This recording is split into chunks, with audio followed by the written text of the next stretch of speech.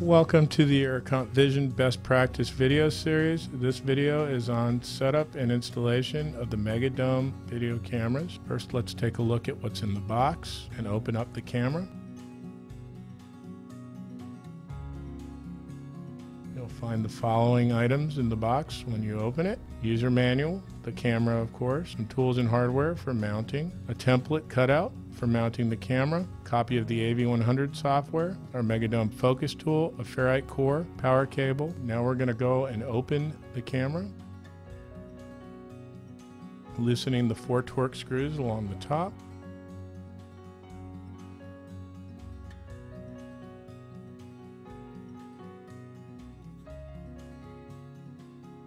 Removing the dome.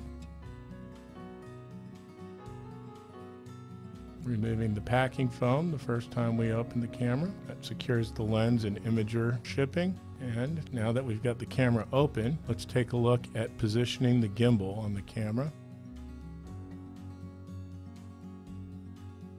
A single screw on one side of the gimbal that will loosen the tilt mechanism. The 2 screws in the base of the camera that I'm loosening now enable loosening of the pan mechanism.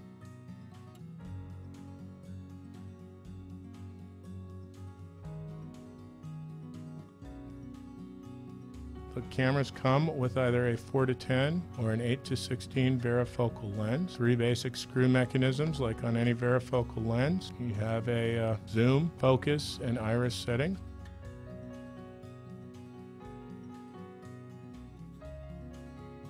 You'll also have the MDFT focus tool. This replicates the optic distortion caused by the bubble of the camera. You'll want to place that on the camera while you're focusing it. Now we're going to examine the dome kit and MD1HK heater option.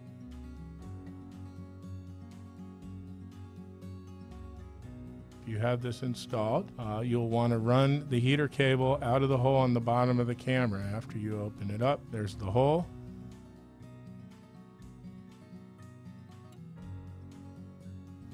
You can see here's the heater kit, and I've removed the cable so you can see the Molex connector where it's at. When it's connected, just untie the cable, route it around the side of the camera and out of the hole in the back.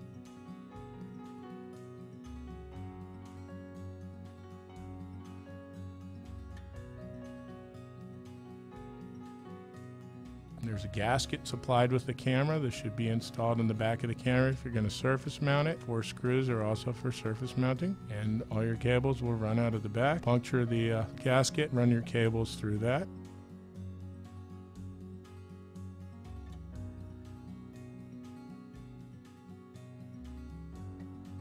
Okay, red on the heater cable is positive, blue is negative. Now I'm going to show you the I/O configuration and install location.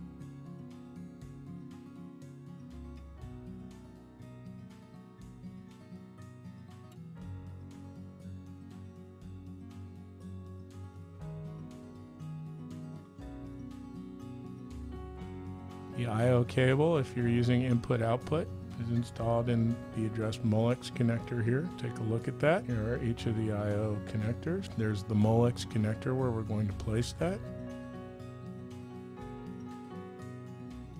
You can see the network connection right there. And this is the place that you're going to plug in an auxiliary power connection and a network cable. After we've run the cables for I/O power, the heater if we have one, we're going to puncture the gasket and run the cables through the back. Then we're going to install the ferrite core. The purpose of the ferrite core is for protection of high frequency electrical noise entering the equipment through the power supply. You're going to place that if you're using PoE on the network cable, or if you're using an auxiliary power supply around the incoming auxiliary power line, like so. Here you can see the conduit gasket for a 1-inch conduit if you're going to surface mount and run threaded conduit into the camera.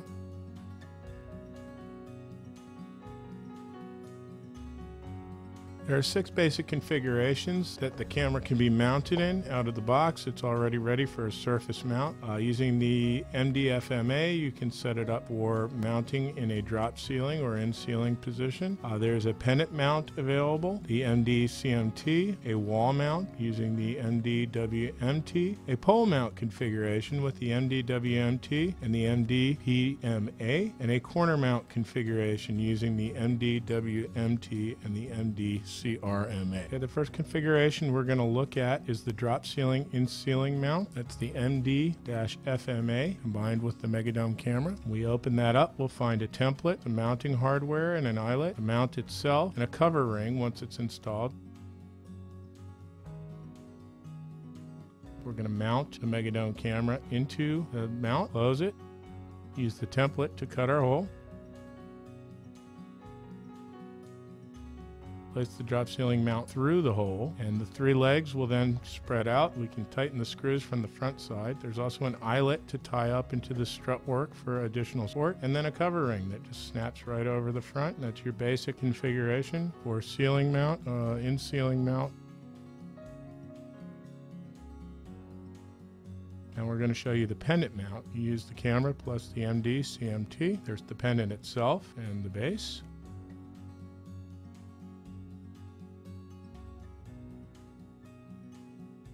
There's a gasket to seal the hood and the pendant together. There's no leaks. That needs to be placed in place. And a gasket for the top that the pendant mounts up against the ceiling or wherever you're mounting it to. With the dome itself, you want to use the gasket supplied with the MegaDome before placing it into the hood and tighten the screws.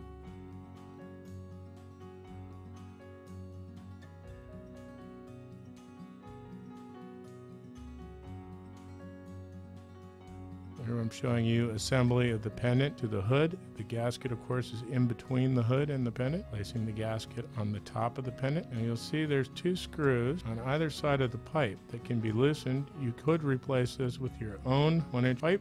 By loosening these screws, it is threaded. Be careful to seal the pipe if you are going to replace that with a longer pipe. Next configuration is the wall mount. The MD-WMT comes pre-configured with some mounting hardware, template, gasket, and the wall mount itself. Again, placing the MegaDome in the wall mount, you want to make sure you use the gasket that came with the MegaDome. It goes on the back of the MegaDome, place it inside the wall mount through the holes in the base, and there it is, completely assembled. Very straightforward.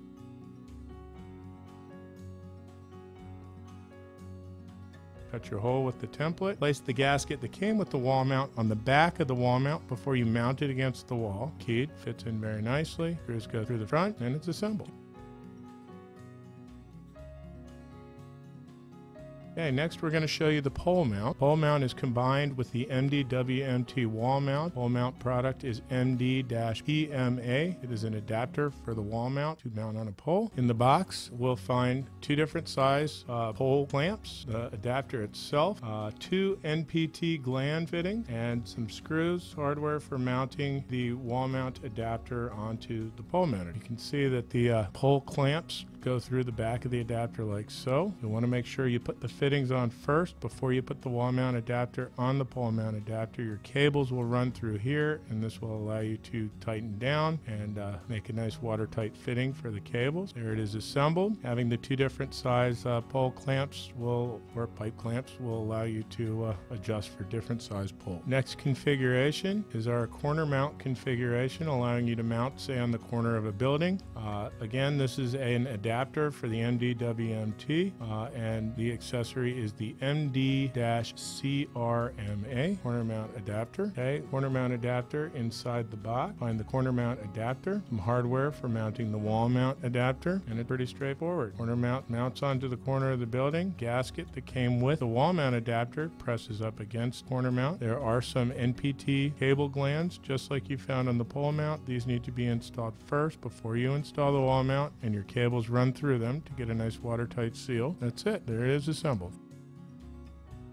The next item we're going to talk about is the electrical box adapter plate, the MD-EBA. Allows you to adapt the MegaDome for surface mount or the wall mount adapter to various electrical boxes. We're also going to talk about the junction box adapter, the ND-JBA, which basically allows you to do surface mounting and functions as an electrical box adapter that the MegaDome will fit directly onto, or that the wall mount will fit directly on. The ND-EBA electrical box adapter plate will fit a number of different size electrical boxes, a 4S, a double gang, a single gang. You basically rotate the plate around until the whole pattern's aligned, and then use the 4 screws in the center to mount your MegaDome camera onto the electrical box. This accessory, the MD-JBA, the junction box adapter, comes with a gasket, mounting hardware, and screws to mount a MegaDome onto the junction box adapter. You want to make sure the gasket is placed that comes with it against the wall before you surface mount this junction box adapter. There is also a 1-inch conduit on the side for threaded conduit in the surface mount application. You can mount the wall mount adapter directly onto the junction box adapter as well as the MegaDome itself.